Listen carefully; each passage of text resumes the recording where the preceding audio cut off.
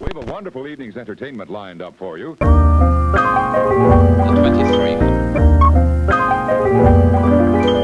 Hey, what's up you guys? This is Steffi, aka In My Humble Opinion, and welcome back to another IMHO Film Club movie review. So in today's video, I'm going to be reviewing the new live-action Disney film, Aladdin. So Aladdin stars Mena Masoud, Naomi Scott, Marwan Kenzari, Naveed Negabin, Nasim Pedrad, and of course, Will Smith as the genie. The movie was directed by Guy Ritchie. So in case you already didn't know this, Aladdin is the live-action adaptation of the 1992 animated film, Aladdin. And by the way, tomorrow I will be reviewing the animated version of Aladdin, so stay tuned for that review tomorrow. But Aladdin. Pretty much the same story. Street rat named Aladdin falls in love with a princess, Princess Jasmine, but a princess can only marry a prince. So when Aladdin manages to get the magic lamp from the Cave of Wonders, he meets a genie who can grant him 3 wishes. Aladdin wishes to become a prince, and off we go! Now before I begin, I just quickly want to say too, throughout this review, I will be referencing the animated Disney version quite a bit. Understandably so, this is the adaptation of that original classic, so, you know, I'm just forewarning you, okay? So as in all my movie reviews, I'm gonna be talking about the pros, the cons, and then I'm gonna give my overall rating, so here we go.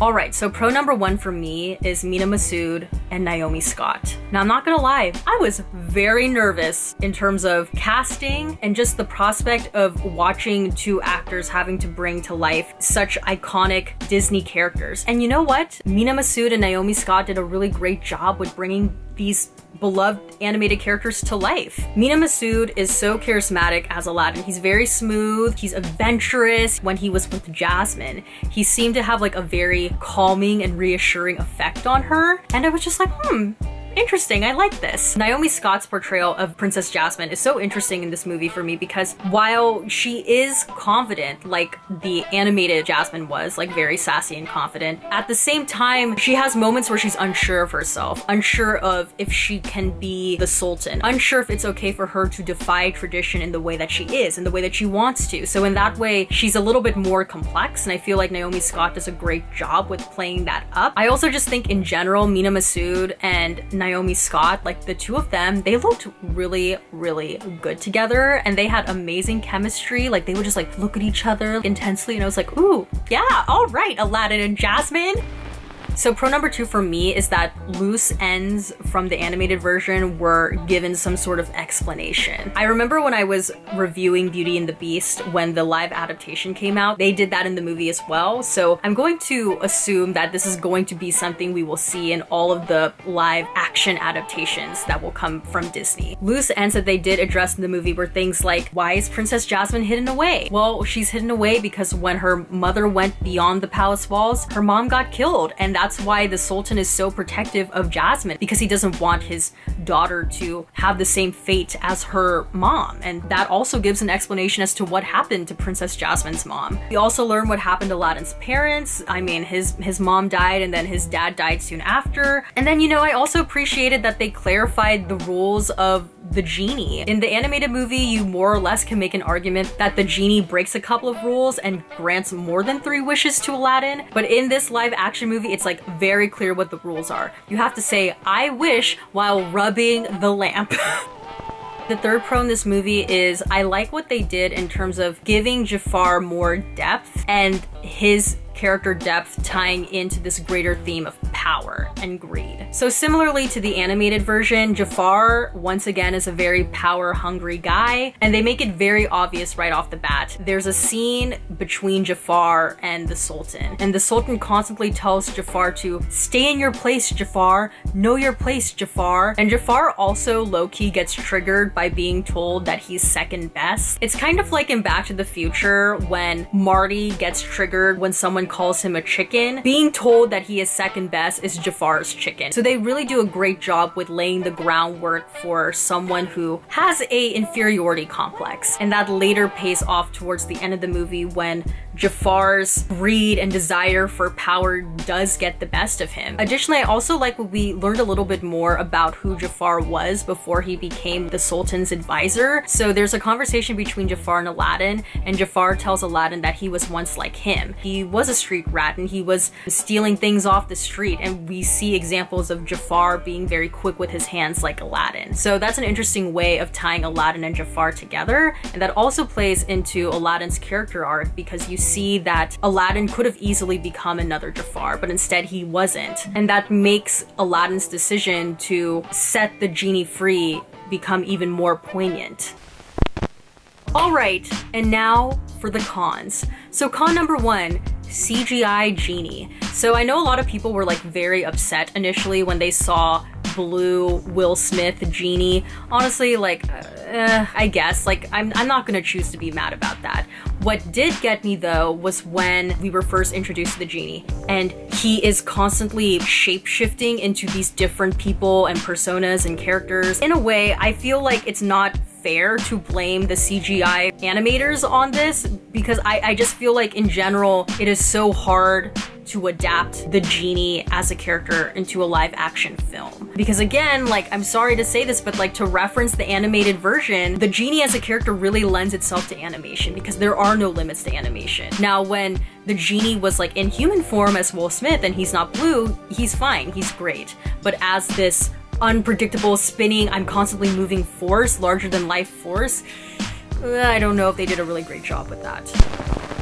Con number 2 for me is the magic carpet sequences. Some of my favorite moments in the original animated film were the magic carpet sequences. As soon as Aladdin started to walk into the Cave of Wonders, I was like, okay, here we go. I'm so excited. I'm ready. And that entire sequence was so like flat to me. It was so anticlimactic. The way in which they chose to cover and shoot Aladdin trying to get out of the Cave of Wonders was just like not that great. It wasn't as exciting as I remember the animated version being. In the animated version, it felt like you were on the magic carpet with Aladdin. It felt like you were trying to get out of that cave as fast as possible. Whereas with the live action one, it didn't really feel like you were part of the action. It just felt like you were kind of an outsider watching it happen. And then, you know, similar thing could be said for A Whole New World. The A Whole New World magic carpet sequence was definitely better for me than the Cave of Wonders magic carpet sequence,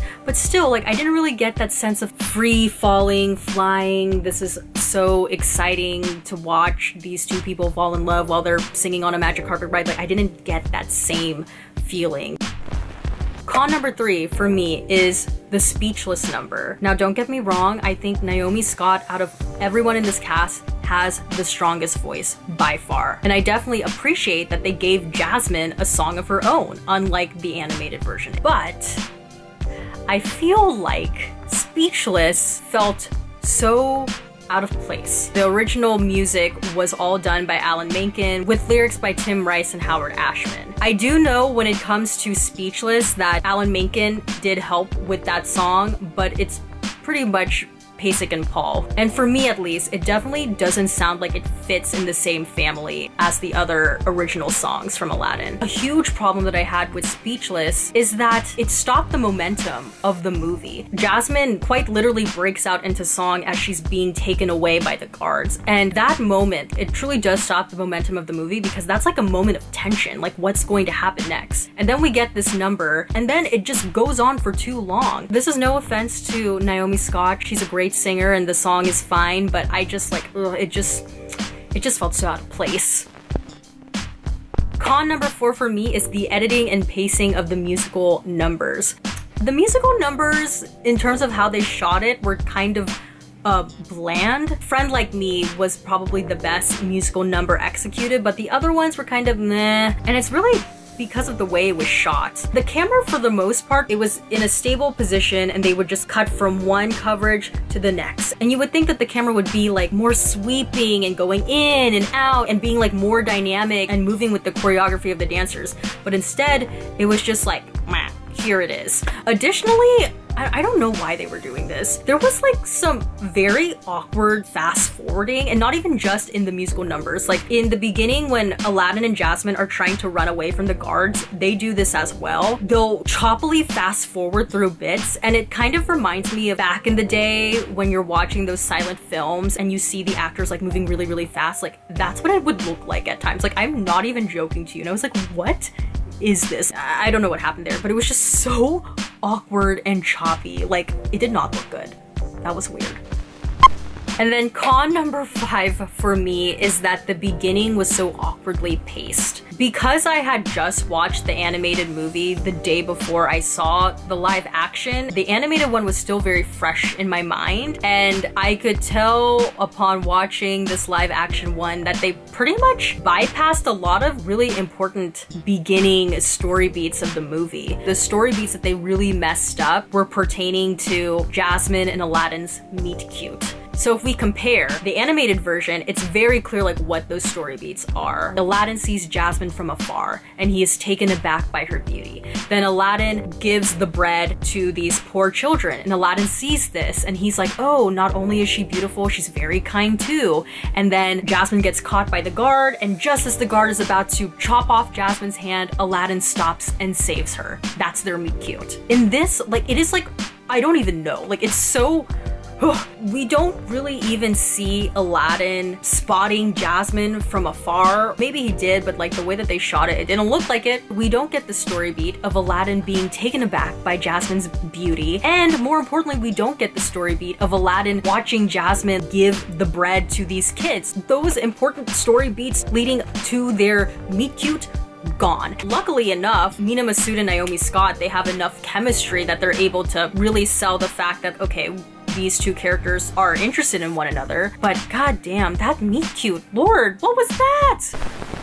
Alright, so my overall rating for this movie is a B. I still had fun watching this movie, even though it did run a bit long. I thought the actors did a great job, and at the end of the day, I still enjoy the story of Aladdin. For me, there is no beating the magic of the original. That's a tough act to follow, but if you can just focus on this movie being what it is, I think it's still enjoyable. And alright, that's about it for this video. If you liked it, please give this video a thumbs up. Don't forget to hit the subscribe button, and please turn on the notification button down below so you know when a new video from me comes out, and comment down below your thoughts on the live action adaptation of Aladdin. Have you seen it yet? Let me know. And also, stay tuned tomorrow for my review of the animated version of Aladdin. Ideally, I would have loved for that video to come out like on Thursday during Aladdin's opening weekend, but you know, I got busy, so sorry about that. But yeah, as always, everything I said was just my own personal thoughts and all my humble opinion, and I will see you guys in the next one. Bye!